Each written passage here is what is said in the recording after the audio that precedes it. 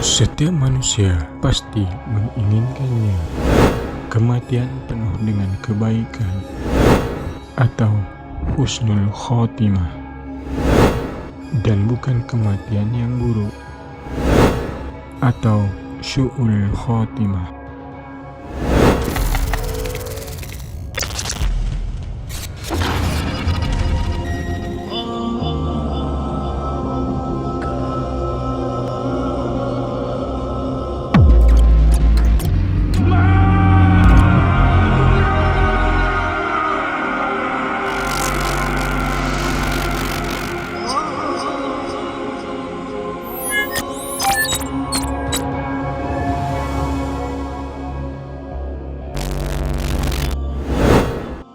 Bismillahirrahmanirrahim. Assalamualaikum warahmatullahi wabarakatuh. Allahumma sholli ala sayyidina Muhammad wa ala alihi sayyidina Muhammad wa ala alihi wa sahbihi wa sallim. Sahabat yang dimuliakan, semoga sehat sejahtera hendaknya walau di mana Anda berada dan sentiasa di bawah lindungan serta rahmat Allah Subhanahu wa taala. Hakikatnya, mati dengan pengakhiran baik atau husnul khotimah adalah harapan setiap hamba Allah Subhanahu wa taala yang beriman.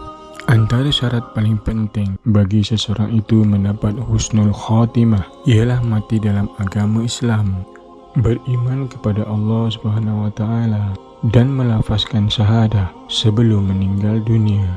Rasulullah sallallahu alaihi wasallam bersabda, maksudnya, barang siapa yang akhir perkataannya tiada Tuhan melainkan Allah, nescaya dia akan memasuki surga. Hadis riwayat Abu Daud.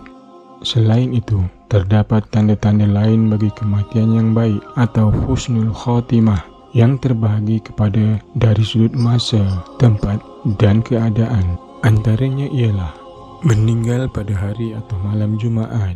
Ini berdasarkan hadis yang diriwayatkan daripada Abdullah ibnu Amr bahwa Rasulullah sallallahu alaihi wasallam bersabda, maksudnya, tidak ada orang Islam yang meninggal dunia pada hari atau malam Jumaat kecuali Allah Subhanahu wa taala akan melindunginya daripada fitnah kubur. Meninggal dunia dalam keadaan berpeluh di dahinya, bahwa Rasulullah sallallahu alaihi wasallam bersabda, maksudnya, tanda kematian bagi seorang mukmin ialah dengan berpeluh di dahinya. Hadis riwayat Imam Al-Tirmizi. Meninggal dalam keadaan diberikan taufik dan hidayah oleh Allah Subhanahu wa taala, yaitu beramal soleh sebelum dia meninggal dunia. Rasulullah sallallahu alaihi wasallam bersabda, maksudnya, jika sekiranya Allah Subhanahu wa taala menginginkan kebaikan terhadap hamba-Nya, maka Allah Subhanahu wa taala menjadikannya sentiasa melakukan amal. Para sahabat radhiyallahu an bertanya, bagaimana dia menjadikannya sentiasa melakukan amal? Rasulullah sallallahu alaihi wasallam bersabda, Allah Subhanahu wa taala akan memberikan taufik padanya untuk melaksanakan amal soleh sebelum daripada kematiannya. Hadis riwayat At-Tirmizi.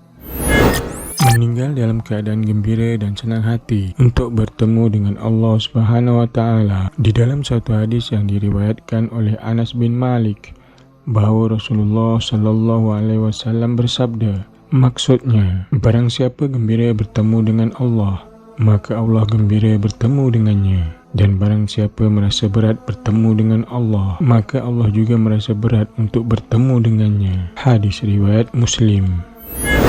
Meninggal dunia disebabkan oleh penyakit yang berkaitan dengan dalam perut. Maksudnya, barang siapa yang mati akibat daripada penyakit berkaitan dalam perut, maka dia mati dalam keadaan syahid. Hadis riwayat Muslim.